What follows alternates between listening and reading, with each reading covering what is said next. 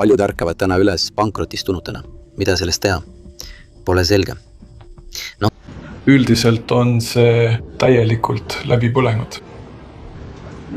Kui rammut Tahaks juba, et see sõda ausalt läbi saaks. Seal sureb nii palju inimesi, nii palju ettevõtjaid kannatavad. Juba 22 juuli hommikust alates venelased kurdavad ja nutavad internetis haledalt. Aga miks just meie? Ukraina droonid ründasid taas ööl vastu 20. juulit Wildberriesi, Venemaa suurima veebikaubandusplatvormi ladusid ning sel ööl põlesid laod Krasnodaris ja Nevinnomõskis. See on jätk sellele samale kampaaniale, mis algas 18. juulil ja mis venelaste endi arvutuste kohaselt on juba tekitanud kahju, mis ületab aastased eelarved. 53 Venemaa regiooni eelarved kokkuvõetuna. Krasnodaris andis kohalik Venemaa tarbijakaitseamet elanikele soovituse harvemini tänavale minna ja kanda respiraatoreid, sest põlevate ladude suits kattis kogu linna. Ja juba on ilmne, et Ukraina on otsustanud süsteemselt süüdata kõik suured Wildberriesi laod, nagu varem kõik suured naftatöötlemistehased. Tänases saates uurime üksikasjalikult, kuhu täpselt Ukraina droonid sel ööl lõid.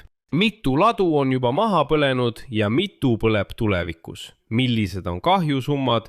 Kuidas venelased ja kaupmehed, kes kaotasid oma kauba, nutavad?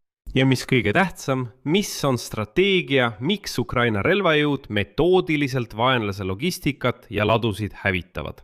Siin me ei tugine oletustele, vaid majandusteadlaste, sealhulgas Venemaa majandusteadlaste hinnangutele ja Ukraina võimude avaldustele. Ja saate lõpus toon veel 2 uudist, mis panevad ukrainlased uhkust tundma ja venelased hüsteeriasse sattuma. Lühidalt öeldes hävitas Ukraina F-16 esmakordselt otseses lahingus Venemaa tipptasemel hävituslennuki.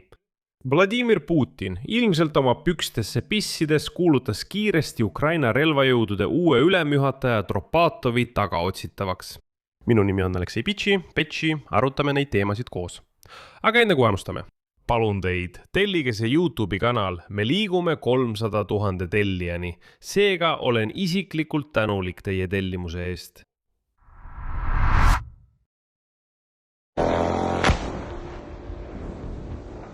Kurradi. Jah, lähme maja juurde. Siin ei tohi seista.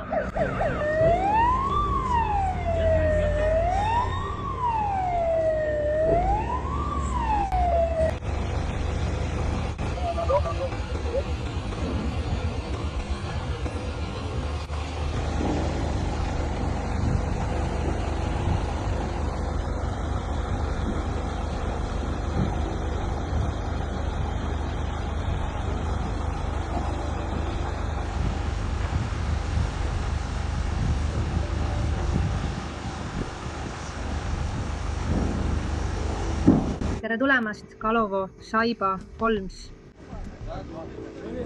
Meie konakas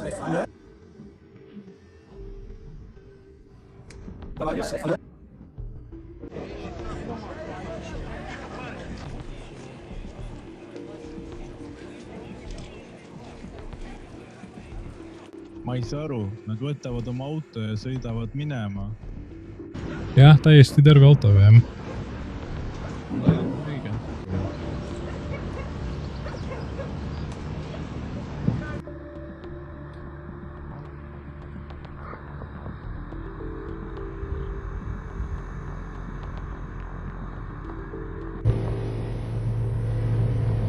Dima Torzok.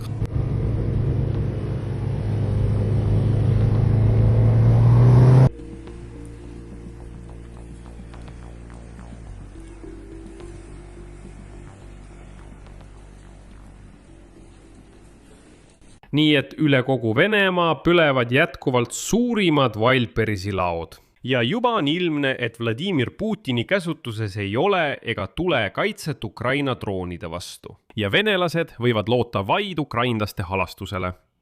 Kõik algas juba 18. juulil. Siis tabasid meie droonid 2 Wildberriesi logistikasõlme Moskva lähistel Elektrostalis ja Tambovi oblasti Kotovskis. Tulemusena põlesid laod maani maha. ainult Elektrostali lao pindala on 250 000 ruutmeetrit. Kokku põlesid Moskva lähistel ja Tambovi oblastis sellel ööl maha umbes 350 000 ruutmeetrit. Et aru saada, see on umbes 50 jalgpalliväljakut, mis muutusid tuhaks. Näiteks suutsid Venemaa tuletõrjujad Elektrostalis tulekahju kustutada alles 3 päeva pärast. Vene poole andmetel hukkus Elektrostalis 1 inimene ja sai vigastada rohkem inimesi. Kotovskis tabas öist vahetust 7 hukkulut, veel 24 vigastatut.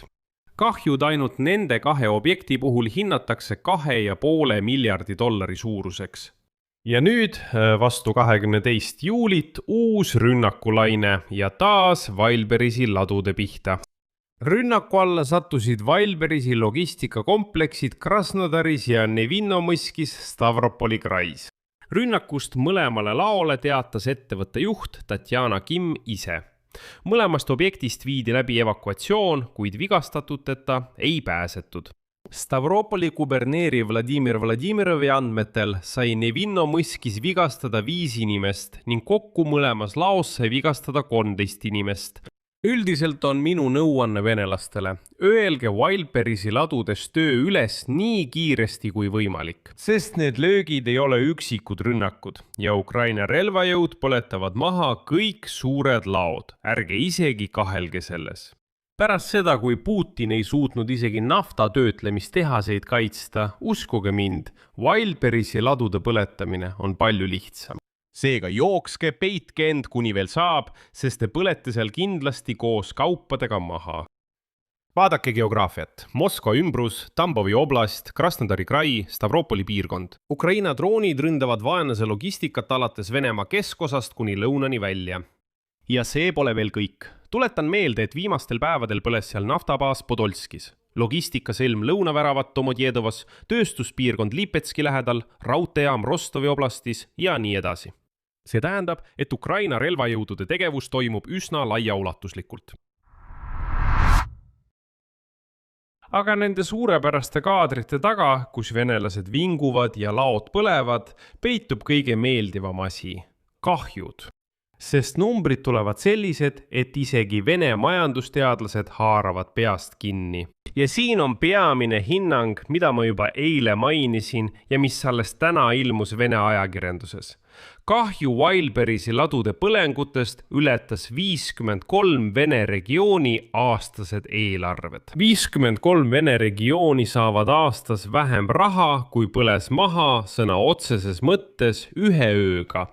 See tähendab, et üks löök logistikale põletas rohkem, kui on iga 150 Venemaa Föderatsiooni subjekti aastane eelarve. See tähendab, et Vene ajaleht Vedomosti küsitlesid eksperte. Ainult maha põlenud ladude väärtus ületab 20 miljardit rubla. See on ainult hoonete väärtus. Kuid arvestades seadmeid ja kaupu, võib kogu kahju ulatuda 50 miljardi rublani. Tahan rõhutada, et see ei hõlma ladusid, mis põlesid maha täna öösel ja eelmisel ööl. Jutt käib ainult Elektrostali ja Tambovi oblasti ladudest, mida rünnati esimesel ööl 18. juulil. 50 miljardi rubla suurune summa on ainult Wildberisi ettevõtte kahjum. Aga kõige huvitavamad on müüjate kahjud.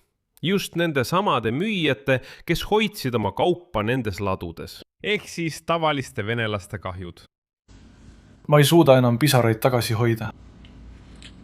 Just 20 minutit tagasi. Krasnodar ladu sai pihta. Krasnodari ladu põleb nüüd. Kujutage ette, kui palju meie kaupu seal on. Ma juba tahan, et see erioperatsioon ausalt läbi saaks. Seal sureb nii palju inimesi, nii palju ettevõtteid kannatab. Praegu peame nüüd 6. kuu poole aasta maksuaruandeid esitama. Ma enam ei tea. Ma teha saad aru, ma juba lihtsalt. Ma enam ei tea, mida öelda. Aga nüüd põleb juba Nevonõmski ladu ka. See on Krasnodari lähedal. See on 3. ladu. Öösel selgub, oli rünnak nii kogu Krasnodarile kui ka Nevonõmskile.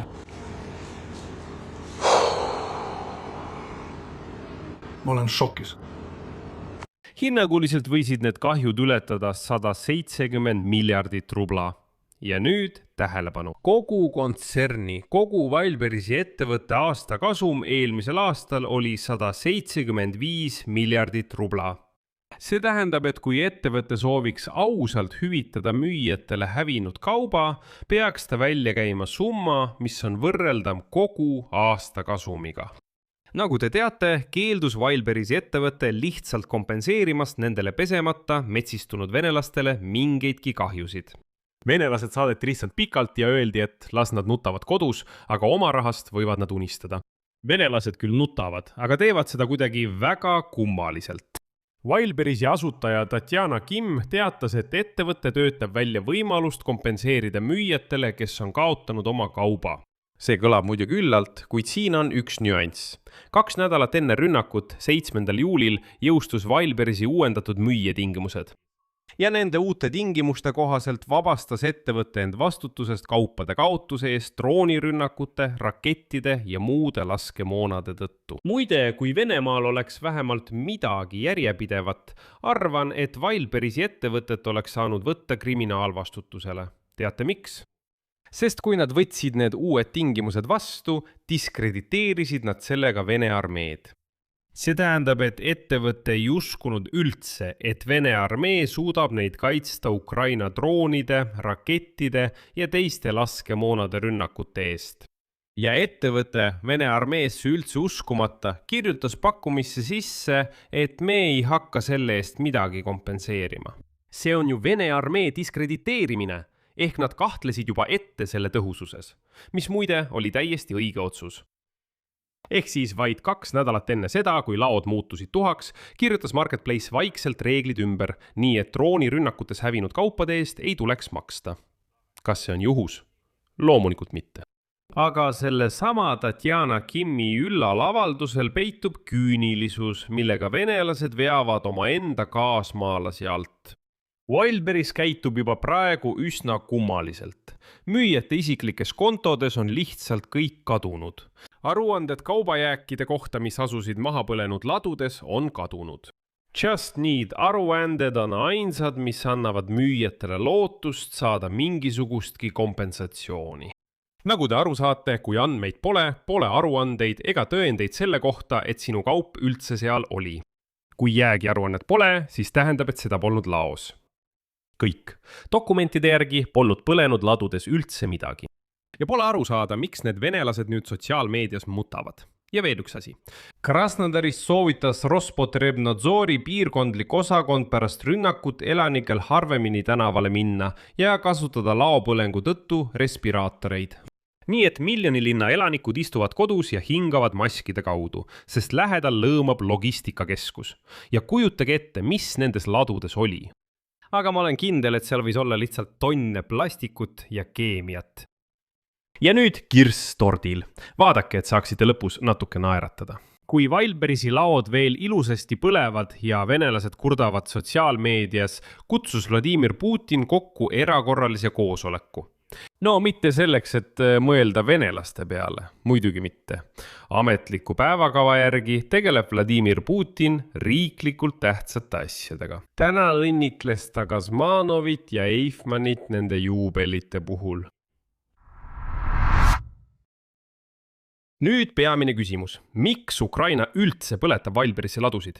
Ja siin ma ei toetu oma oletustele, vaid ekspertide otsestele avaldustele ja hinnangutele. Alustame ametlikust seisukohast. Ukraina president Volodõmõr Zelenski kinnitas lööke müügiplatvormi objektidele ja nimetas neid kaugtoimelisteks sanktsioonideks. Ja Ukraina president selgitas nende sõjalist tähendust. Logistikakeskused olid kasutusel, tsiteerin, Vene armee varustamisel droonide komponentidega, navigatsiooniseadmetega ja varustusega. See tähendab, et need ei ole tsiviillaod, nagu praegu karjub Vene propaganda. Ei, need on sõjalise varustusahela lülid. Ja venelased on juba ilmselt unustanud, aga ma tuletan neile meelde.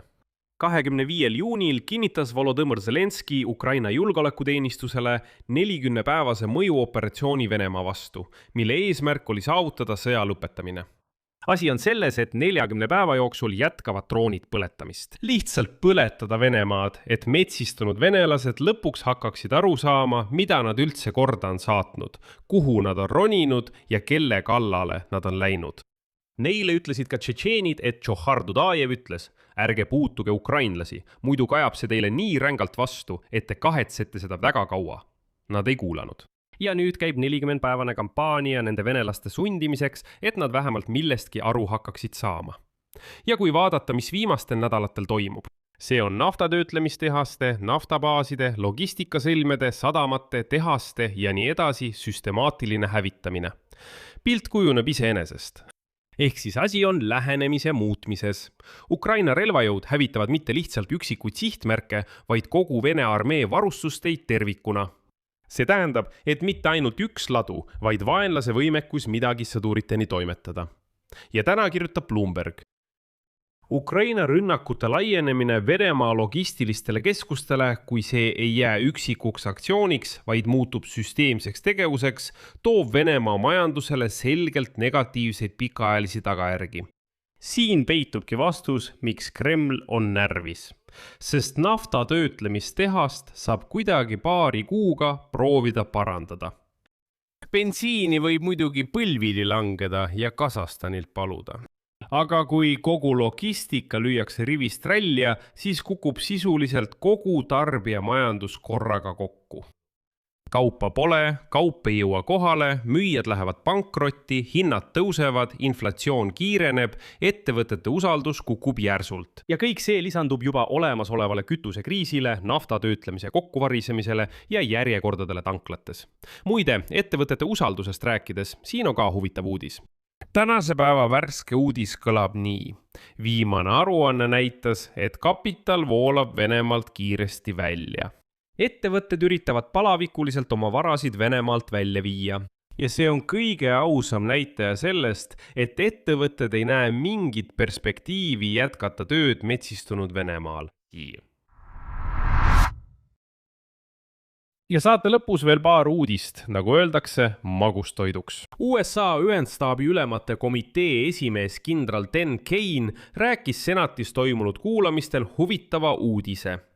Ukraina F-16 lasi esimest korda õhulahingus alla Vene hävitaja. Tema, otsene tsitaat, hiljuti olime tunnistajaks esimesele õhulahingule, kus Ukraina F-16 lasi alla Vene hävitaja. Viimaste aastate jooksul on Ukraina tänu paljude partnerite toetusele oma kihilist kaitsesüsteemi oluliselt tugevdanud. Ta märkis ka, et Ukraina võime mitmekihilist kaitset laiendada on oluliselt kasvanud, alates maa-õhk kuni õhk-õhk süsteemideni, ning kiitis eraldi Ukraina tööstusbaasi tööd. See on, rõhutan, esimene kinnitatud õhulahing, kus meie F-16 tulistas alla Vene hävitaja. See tähendab, et venelased lähenevad nüüd rindele palju ettevaatlikumalt. Ja teine uudis, et teile lõpus veidi tuju tõsta. Ei olnud veel ööpäevagi möödas sellest, kui Mihhail Dropatov nimetati Ukraina relvajõudude uueks ülemjuhatajaks, kui Venemaa siseministeerium kuulutas ta kiiresti tagaotsitavaks. Ilmselt Putin ehmus nii kõvasti, et määris oma püksid täis ja ütles, kuulutage ta kiiresti tagaotsitavaks. Ehk siis venelaste loogika. Geniaalne, jutumärkides. Ja see kõlab nii. Me ei suuda teda, see tähendab Dropatovit, lahinguväljal võita, aga me saame ta otsitavate nimekirja lisada ja venelastele kuulutada, et tema on maailma kõige ohtlikum terrorist. Et vene lambad tõesti usuksid, et nad võitlevad natside vastu. Ja siin on teile Dropatõi, peamine nats. Nagu õigustus sellele sõjale, mida nad teavad. Tuletan meelde, Dropatõi on see sama BNP komandör, kes 2014 aasta mais murdis läbi barrikaadidest Mariupolis, viis inimesed Izvarino kotist välja ja nurjas Vene pealetungi Harkivile. Tema esimene avaldus pärast ametisse nimetamist oli väga lühike. Ta ütles, hakkan töötama austusega inimeste vastu. Ja endine kaitseminister Fjodorov nimetas tema ametisse nimetamist uueks lootuseks vabade inimeste võitluses. Ja siin märgin ära, et Niinimetatud Venemaa Föderatsiooni uurimiskomitee väidab, et väidetavalt 2017 ja 2019 aastal Tropati juhtimisel korraldati üle 70 asula pommitamist, välja mõeldud DNR-i ja LNR-i vabariikides. Aga tõsi, pärast seda tuletan meelde alates 2022 aastast. Mihhail Tropatõi hävitas, ma arvan, mitukümmet tuhat Vene Ivannit, keda polegi leitud, kes lihtsalt mädanesid pühal Ukraina mullal. Aga nendest Vene Ivannitest on Putinil nagu ükskõik. Ei, Tropatõi kuulutati tagaotsitavaks kuritegude eest, väidetavalt mingites olematutes Putini poolt välja mõeldud vabariikides. Nende peale ta mõtleb, aga sellest, et Vene Ivannid mädanevad Ukraina mullas, Putinile on neist Ivannitest täiesti ükskõik. No jumal küll, tuhandeid rohkem või vähem, mis vahet seal on? Tulemus. Ukraina droonid jätkavad vaenlase logistika hävitamist. Pärast Elektrostali ja Kotovski põlevad Wildberrisi laod Krasnodaris ja Nevinnomõskis. Põles maha umbes 350 000 ruutmeetrit laopinda. Kahju ületas 53 Venemaa regiooni aastased eelarved. Müüjad kaotavad kuni 170 miljardit rubla. Ja Wildberries muutis ettenägelikult pakkumistingimusi 2 nädalat enne rünnakuid, et mitte kellelegi midagi maksta. Krasnodari elanikud käivad respiraatoritega ja kapital põgeneb Venemaalt. Üldiselt jätkub Ukraina kaitsejõudude töö. Siia panen 3 punkti. Kirjutage oma arvamusi ja järeldused selle video alla kommentaaridesse. Tellige kanal, vajutage kellukesele ja ärge unustage vajutada meeldib. Sellega on kõik. Hoolitsege enda eest. Kõike head!